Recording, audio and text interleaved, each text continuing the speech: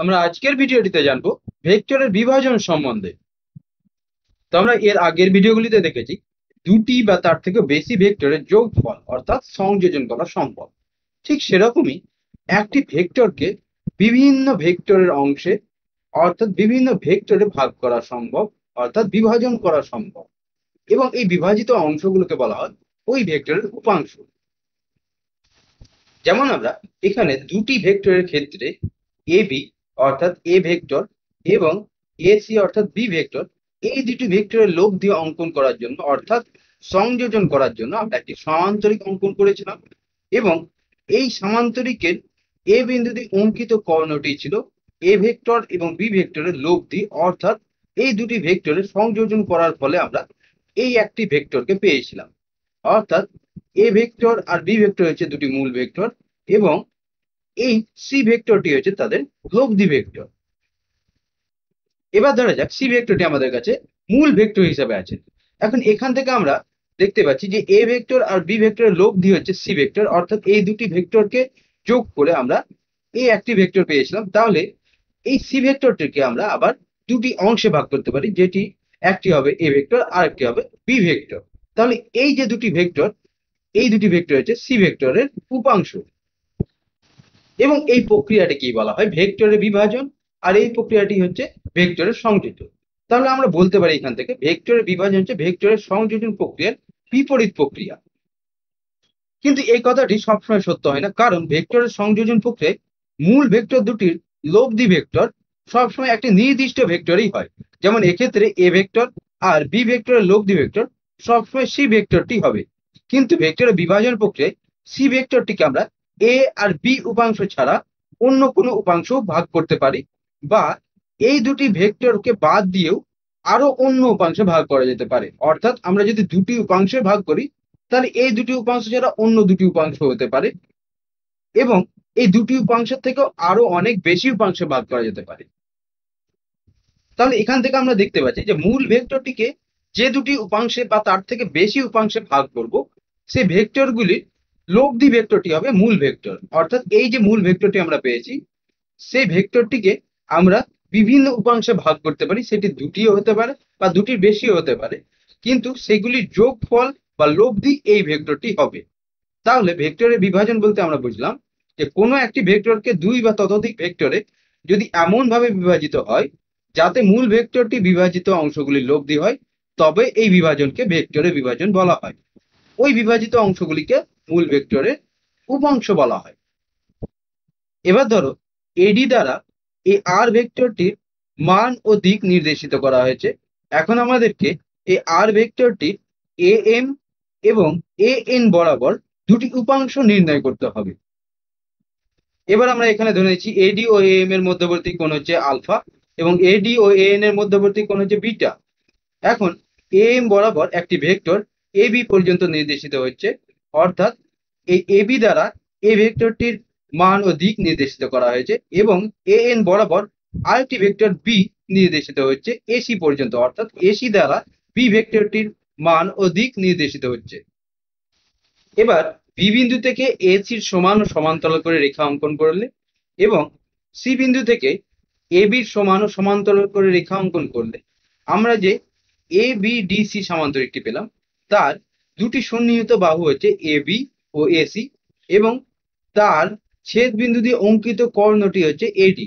তাহলে ভেক্টরের সমান্তরিক সূত্র অনুসারে A B vector plus AC vector সমান হচ্ছে এডি ভেক্টর। তাহলে এখানে এই আর ভেক্টরটির একটি উপাংশ হলো এ ভেক্টর এবং আরেকটি উপাংশ হলো বি ভেক্টর। এখানে এ বির পরম মান হচ্ছে এ, এসির পরম মান হচ্ছে বি এবং এডির পরম মান হচ্ছে আর। এখন এখানে দেখো এই সমান্তরিকের এসি বাহু আর বিডি বাহু হচ্ছে পরস্পরের সঙ্গে সমান্তরাল এবং এডি হচ্ছে ছেদক বা ভেদক। তাহলে এই সিএডি এবং এডিবি এই দুটি কোণ হচ্ছে একান্তর কোণ। তাহলে এরা পরস্পরের সঙ্গে সমান হবে, অর্থাৎ এডিবি কোণের মান হবে বিটা। এখন এই কোণটির মান ডিবিএম, এই কোণটির মান হবে বিপরীত দিকে অন্তঃস্থ দুটি কোণের যোগফল, অর্থাৎ এই যে আলফা এবং বিটা কোণের যোগফলের সঙ্গে সমান। তাহলে এই কোণটির মান হবে 180 degree minus alpha plus beta.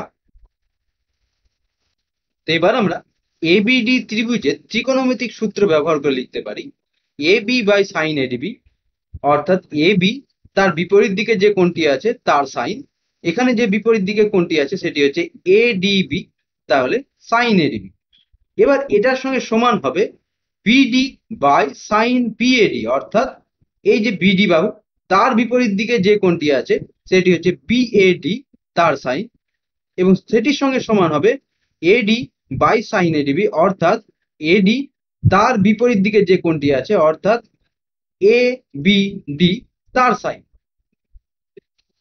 এখন আমরা এখান থেকে এ বির পরম মান পেয়েছিলাম এ, এবং সাইন এডিবি অর্থাৎ এই যে কোণটি এই কোণটির মান হচ্ছে বিটা, তাহলে এ বাই সাইন বিটা। বিডির পরম মান পেয়েছিলাম এখানে, বিডি হচ্ছে এসির সঙ্গে সমান, তাহলে এসির পরম মান পেয়েছিলাম বি, তাহলে এখানে বসবে বি সাইন বিএডি, অর্থাৎ বিএডি কোণ হচ্ছে এই কোণটি অর্থাৎ আলফা, অর্থাৎ এখানে হবে বি বাই সাইন আলফা, এবং এডির পরমান হচ্ছে আর, আর সাইন এবিডি অর্থাৎ এই কোণটি, অর্থাৎ এখানে যে কোণটি পেয়েছিলাম 180 মাইনাস আলফা প্লাস বিটা, তাহলে এই সমীকরণটি এখন হবে এ বাই সাইন বিটা সমান বি বাই সাইন আলফা সমান R by sine 180 minus alpha plus beta. তাহলে এখান থেকে আমরা পাচ্ছি এ বাই সাইন বিটা সমান বি বাই সাইন আলফা সমান R by sine alpha plus beta.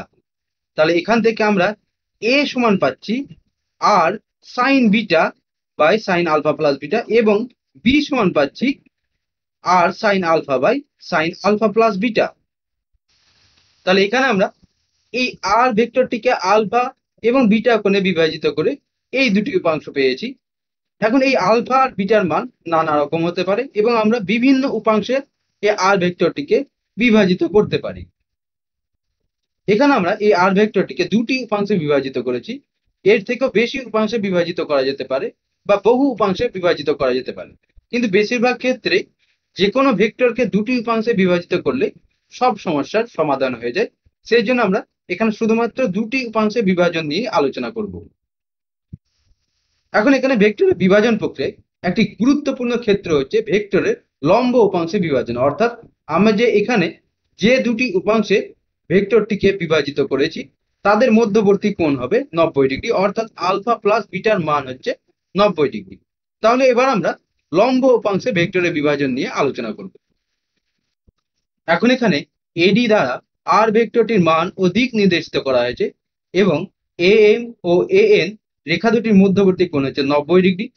এখন এখানে এই আর ভেক্টরটির এ এম এবং এ এন বরাবর দুটি উপাংশ নির্ণয় করতে হবে, অর্থাৎ ওই দুটি উপাংশ হচ্ছে এই আর ভেক্টরটির লম্ব উপাংশ।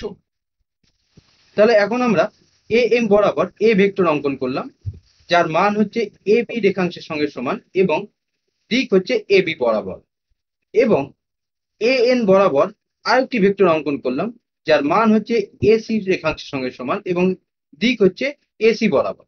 তাহলে এই বি বিন্দু দিয়ে এবং সি বিন্দু দিয়ে অঙ্কিত সামান্তরিকটি সম্পূর্ণ করলেই আমরা এখানে দেখতে পাচ্ছি এই আর ভেক্টরটি অর্থাৎ এডি ভেক্টরটি হচ্ছে এ বি এবং এসি ভেক্টরের লব্ধি।